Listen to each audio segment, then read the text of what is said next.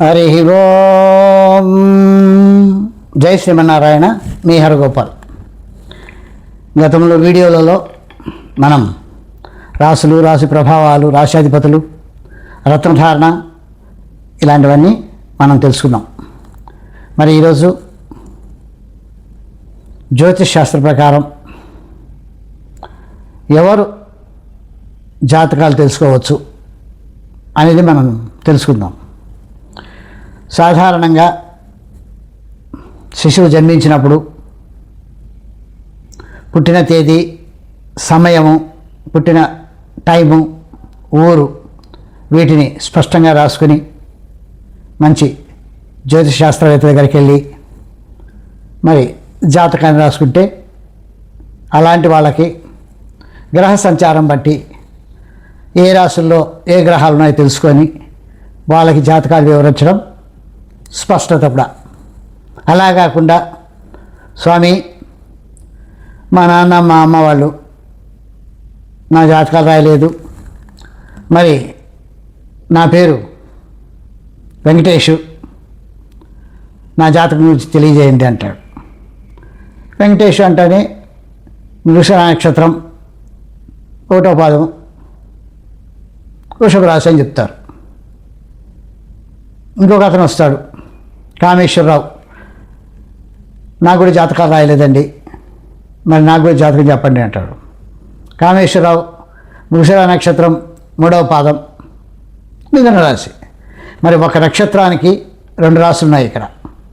కాబట్టి నక్షత్రాన్ని బట్టి జాతకాలు తెలుసుకోవడం పద్ధతి కాదు, చెప్పుకోకూడదు కూడా. ఇక రాశిని బట్టి అని అంటే అటు వెంకటేష్కి ఒక రాశి, కామేశ్వరరావుకి ఒక రాశి. కాబట్టి కామేశ్వరరావుకి సంబంధించిన మిథున రాశి గురించి తెలుసుకుంటాడు, వెంకటేశ్వరికి సంబంధించిన వృషభ రాశి గురించి ఆయన తెలుసుకుంటాడు. సరే, ఇది కూడా 100కి 100 రూపాయలు స్పష్టమైన జాతకం కాదు, జ్యోతిష్యం కాదు. ఎందుకు అనంటే ఉదాహరణకు మనము పంచాంగ శ్రవణ దినాల్లో, ఉగాది పర్వదినాల్లో పంచాంగ శ్రవణం జరిగే చోట మనం వెళితే అక్కడ ఆ వెంకటేశ్వర నేతను, అరే నాది వృషభ రాశి కదా, స్వామి ఏ విధంగా చెప్తాడు చూద్దాం అనుకుంటాడు.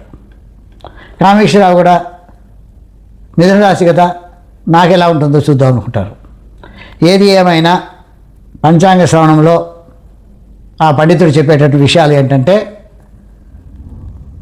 ఆ ఏడాది శని ఏ ఇంట్లో ఉన్నాడో, ఆ రాశికి ఎన్నో ఇంట్లో ఉన్నాడో శని గురించి చెప్తాడు. అలాగే గురువు ఎన్నో ఇంట్లో ఉన్నాడో తెలుసుకొని చెప్తారు. అలాగే రాహుకేతువులు, ఈ 4 గ్రహాల గురించి మాత్రమే రాశిని గురించి తెలియజేస్తుంటారు. ఎందుకు? రాశి చంద్రుడున్న స్థానాన్ని రాశిని తెలుసుకుంటాం కాబట్టి, చంద్రుడు సంచార కారకుడు కాబట్టి, అలాగే గ్రహ సంచారంలో మనకు ఎలా ఉందో తెలుసుకునేదానికి ఈ రాశిని బట్టి జాతకం తెలుసుకుంటుంటారు. శని ప్రతి ఇంట్లో 2.5 సంవత్సరం సంచారం చేస్తారు, గురువు 1 సంవత్సరం సంచారం చేస్తాడు, రాహుకేతులు 1.5 సంవత్సరం సంచారం చేస్తారు.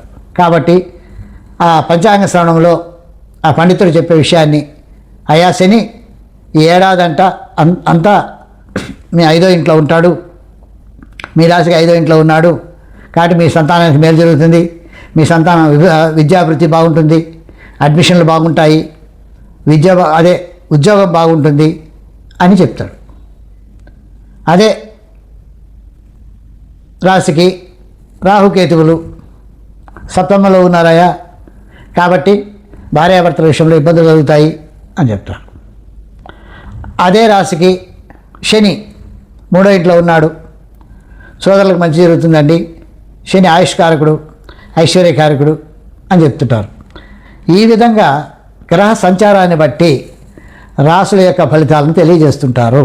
కానీ ఒక రాశి వారు, ఎగ్జాంపుల్ తులారాశి వారు, ఒక అతను కూలి పని చేసుకుంటుంటాడు, ఇంకొక అతను IAS ఆఫీసర్గా ఉంటాడు, ఇంకొక అతను CMగా ఉంటాడు. మరి ఆ రాశి ఒకటే కదా, అందరికీ అదే రాశి ఉంటుంది, ముగ్గురికి.